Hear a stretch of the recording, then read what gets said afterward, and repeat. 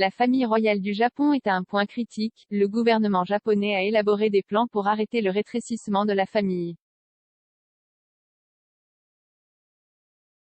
La continuation de la famille royale du Japon est menacée, car son nombre continue de diminuer. Des règles restrictives obligent les princesses à renoncer à leur statut royal si elles épousent un roturier. Le gouvernement japonais est intervenu pour arrêter son déclin. Voici les dernières nouvelles de leur plan pour sauver la monarchie. La famille royale japonaise est autorisée à épouser la personne de son choix depuis au moins 3 générations. Mais s'ils épousent un roturier, ils devront toujours renoncer à leur statut impérial en vertu de la loi successorale du pays. En vertu de la constitution japonaise, les femmes royales ont dû renoncer à leur statut impérial, si elles ne parviennent pas à se marier au sein du petit groupe d'aristocrates japonais restant.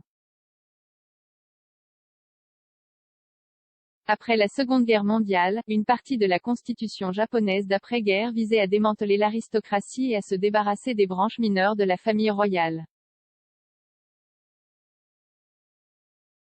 Aujourd'hui, cela a laissé le pays avec juste un foyer impérial de base. Cela signifie que les princesses japonaises n'ont guère d'autre choix que d'épouser des bourgeois.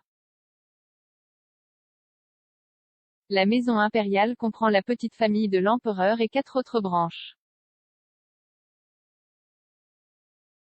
Il ne reste que 18 membres de la famille impériale. Sur ce nombre, 13 sont des femmes et 5 d'entre elles sont célibataires.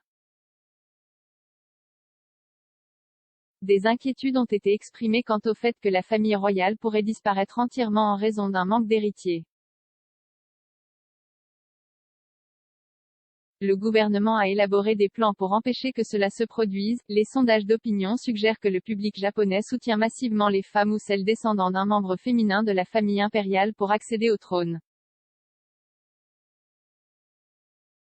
Des propositions ont été faites pour modifier des aspects de la constitution japonaise, afin de permettre aux membres féminins de la famille impériale de conserver leur statut royal, même si elles épousent un roturier. Le plan augmenterait le nombre de membres de la famille royale en conservant les membres féminins mariés. Les héritiers masculins pourraient également être adoptés à partir d'anciennes branches de la famille impériale qui ont abandonné leur statut impérial après la guerre. La nouvelle intervient après que la princesse Mako, une nièce de l'empereur Naruhito, a annoncé son intention d'épouser son fiancé, Kei Komuro, d'ici la fin de l'année. Selon les règles actuelles, cela la priverait de son statut impérial, ce qui réduirait encore plus la maison impériale. Le mariage de la princesse Mako survient après un long délai. Elle est fiancée à sa chérie d'université depuis 2017. Des rumeurs circulent selon lesquelles la princesse Mako pourrait rompre avec la tradition et se marier sans la cérémonie et le rituel impériaux habituel des mariages royaux. Beaucoup s'attendent à ce que la princesse et son fiancé commencent une nouvelle vie aux États-Unis après leur mariage. Kei Komuro aurait l'intention d'y poursuivre une carrière juridique.